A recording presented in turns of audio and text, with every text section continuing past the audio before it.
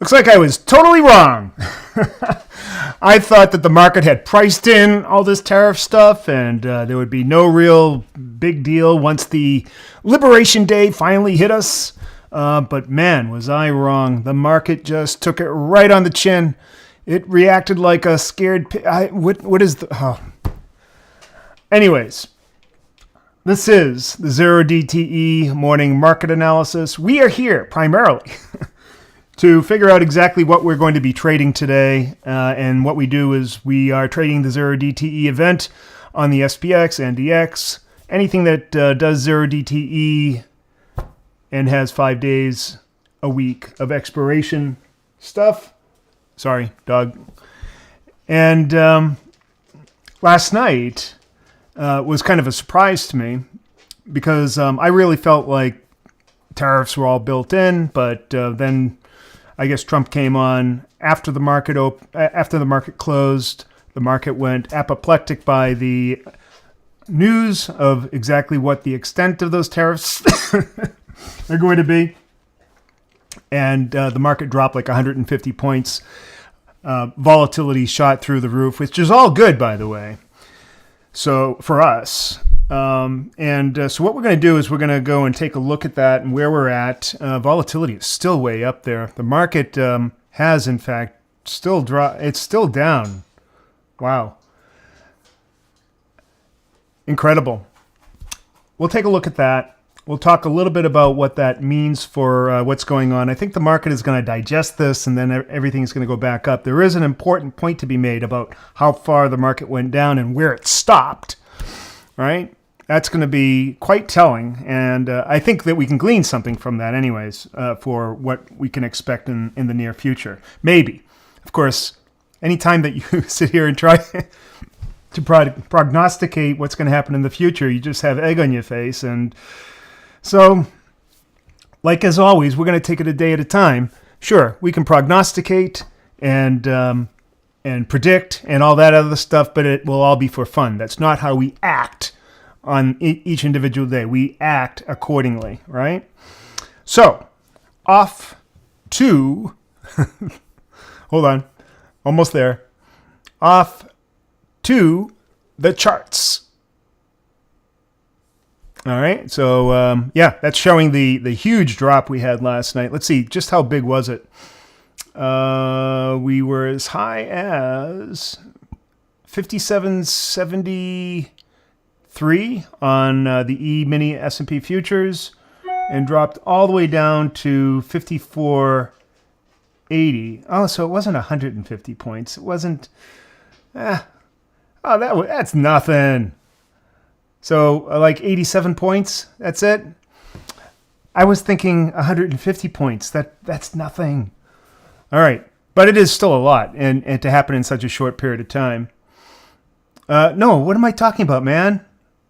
All right, so Coach Ernie, first of all, needs a math lesson. That's 5773 down to 4. That's 300, almost 300 points. Holy crap! That's a lot of points. That's quite a drop. However, it still didn't go below a particular level, and that's what I want to talk about. But first, let's go to the VIX, and we're going to look at 3 different things for all of our 0DTE trades, and that is the level of the VIX to see what volatility regime we're in. That determines the decay rate of premium and all that other stuff. That tells us, according to our VIX playbook, that's exactly what we're looking at. We're looking at a playbook for all of our trades when we're looking at this VIX chart. It tells us, what type of out of the money trade butterfly we're going to do. Are we going for some edge cases? Where's that volatility level that will trigger those edge cases? So forth. We'll also look at the big ass fly, see if that's viable for this morning, etc. So that's why we're here.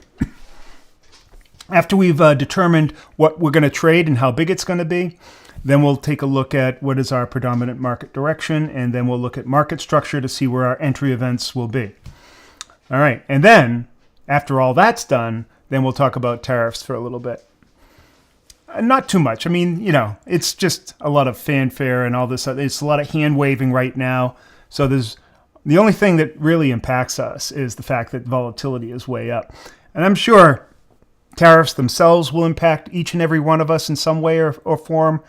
But I look at it all as a big negotiating tactic. And already these sort of geopolitical alignment things are starting to come into place. So sure, I make a big deal out of it, but I think that overall it's going to be positive in the future. At least I hope so.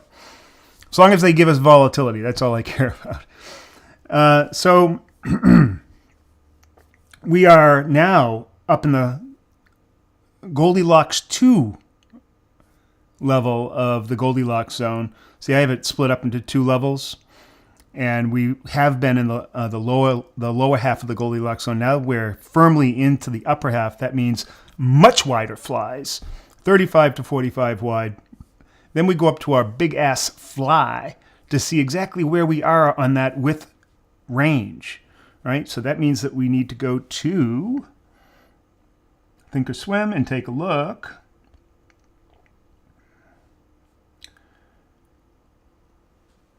at that. There we go. And we can see right here that, wow, we're down to $11. I saw it as low as 10 something. Oh, there it is, 1075. 1075 is a debit on that. That is incredible. That's one of the lowest debits that I've ever seen on the big ass fly in the morning. It is currently 7:53 a.m. Eastern time. I have seen it as low as 7, but 1075, that's pretty cool. So this is definitely a viable trade for today. It's almost as good as one of our extreme asymmetric trades with that extreme risk to reward. Very close to that. Because it's 50, a 1 to 9 risk to reward is what we normally take. That would mean that the debit would have to get down to about 5, but it's pretty close. Pretty darn close. All right. So let's go back to the VIX. And we can see where that is on our width gauge. We are way down here. So we're definitely on the wide side of our flies. So we're looking at 40 to 45 wide. It's pretty big for an S&P trade, but that's what it dictates. When we're up there, we have that kind of volatility. We're also now considering Batman's pretty much half the time or more. Batman trade is essentially an out-of-the-money butterfly on either side of the market, a call fly above the market, put fly below the market. We we make sure that they're pushed out a little bit further than that 1 to 9 risk to reward, actually a lot further, because we're expecting big swings. And we don't want to accumulate too much risk in between the two flies. And a lot of people will think that, oh, they're too far away, they're never going to touch. Well, that's bunk. Trust me, we've gone through the studies. Playing it this way is extremely consistently profitable. Push them way out there and then just... Because, look, we're not expecting price to get into the fly, although it can. That's not where we're going to make most of our money. Most of our money is made outside of that profit zone or that profit tent to the fly. And if it does get into the fly, then it's a big bonus. All right. I'll talk a little bit next week about the Batman and then how that strategy works. But if you want all the details, go down below, join our school environment, our school community, and there you're going to learn all about the Batman. You'll learn about our normal out-of-the-money butterfly. You'll learn about time warp. You'll learn about the big-ass fly. You'll learn about everything. And then you, too, can be a consistent 0 DTE options trader. All right. So now let's go down to directional bias. Of course, directional bias is bearish. That's for out-of-the-money flies. Of course, with the Batman, there is no real direction. However, often what happens in the Batman is that it will go one side or the other. Sometimes you have big intraday swings and you can make money on both sides. So just keep that in mind. All right. Next step. So our directional bias is bearish. Next step is to look at our structural levels. We can see that we're right at the bottom of this node, and that's really what I wanted to talk about. That's top of the the topic list here. We did just briefly go below that node, and that is significant that we did that, but then came right back up. All right, and I'll show you why in a second. So let's take a look at that big picture. All right, so here we are. Huge volume well with low liquidity that we dipped our toe in. That went just below that that big move down we had, the big 10% move. Got in there and dipped their toes into that river Hades, and the market didn't like it. Said, nope, we ain't going there. That is significant, unbelievably significant, because had we gone in there, now we're talking about not a 10% correction in this market, but maybe a 15 or a 20% correction. And the market said, no, we ain't going there. So that's super important. We've maintained that level, and it looks like we're going to maintain that level and then move up. So does that mean that I shouldn't be choosing a bearish bias? No, you don't know. I'm not going to say that this is absolute. I'm just saying that to me, so far, it looks like the market has stopped that right there. Now, it could still go there. So we still do have a directional bearish bias from where we are. However, we do that every day, and because of that volatility, we often get moves up or down in the same day, and it might end up today. I don't know. I really don't know. So directional bias isn't as important as you think. It is really there for a long-term projection of being in the direction of trends so that we can grab those larger magnitudinal moves that are associated with that directional trend.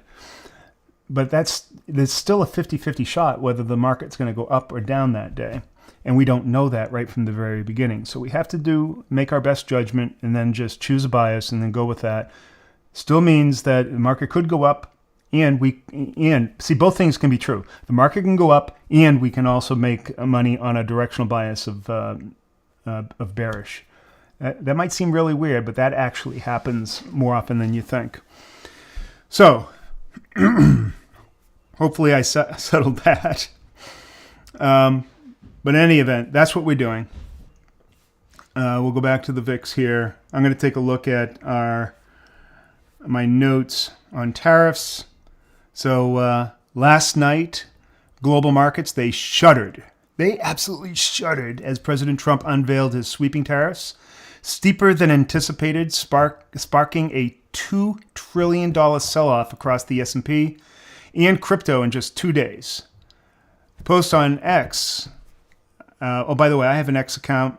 It's called 0DTE Trader, so go check that out. I also have another X account called FOMC Alerts. That's a very popular account. There's nearly, I think, 35,000 followers there. You can get the best news, up-to-date news on everything that the FOMC is doing in a real-time basis. So check those out. I'll put both of those links down below. There was a $2 trillion sell-off in crypto and in the S&P. Post on X captured that panic. Fears of disrupted supply chains and a looming trade war are driving the dollar down and stocks into a tailspin. I think it's a lot of hoo-ha about nothing. This is all posturing by the Trump administration. Of course, the naysayers are going to say, hey, he's ruining the economy. We need to impeach him. All that stuff's going to happen. And that's all good for us because that's just going to increase the fear level, increase the VIX, give us more opportunity in the market. For 0DTE traders running the 0DTE or the out-of-the-money butterfly strategies, this is a double-edged sword. It's heightened volatility, which is going to widen our profit ranges. Now, this is what I asked of X, and I actually disputed it. It said, but missteps in this storm could shred those wings fast. Stay sharp, folks. This is X talking. Grok talking. And so I came back and I said, hold on, bucko. We take extreme risk to reward here. We have defined risk. I don't care if the market goes nuts and we completely miss our trade or it just zings right through it, which is highly unlikely because we have defined risk. any day where the market just goes completely apoplectic, the worst that can ever happen is the defined risk that we take, which is always small. And so it came back and said, okay, yeah, you're right. So anyways, that's how I look at this right now. And that's about there's nothing else to tell here. Let's go back to the big head. There we go. Yeah, it's interesting. You know, I've been an ardent supporter and user of the AI and LLMs that are out there. I'm looking at ChatGPT, Grok, Claude, Gemini, all of them. I'm gravitating more towards Grok now because it seems to have the most unbiased and most recent grab or hold on what's happening in the world, mostly because it is operating on real-time data. And most traders are on, or many traders are on X. So it's getting, and analysts are on X, and news is on X. So you're getting the most up-to-date kind of balanced reporting.